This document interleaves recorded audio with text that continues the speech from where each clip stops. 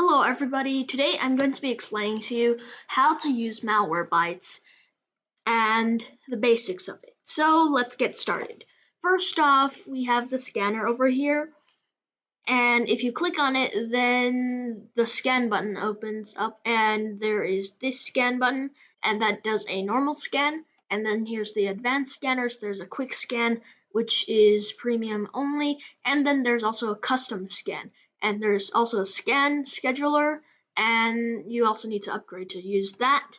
And then the reports come out once you finish a scan. So here, let's use a custom scan and configure a whole scan. So configure scan and then check all four of these. Scan memory objects, scan registry and startup objects, scan within archives, and scan for rootkits.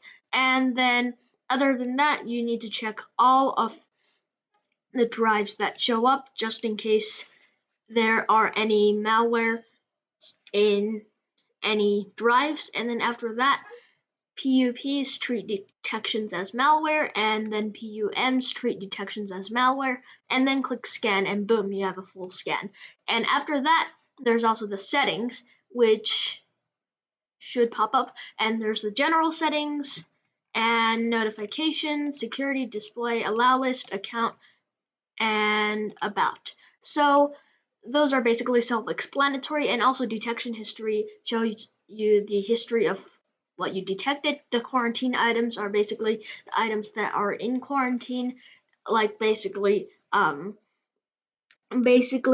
viruses are put in quarantine and they can't harm your computer anymore.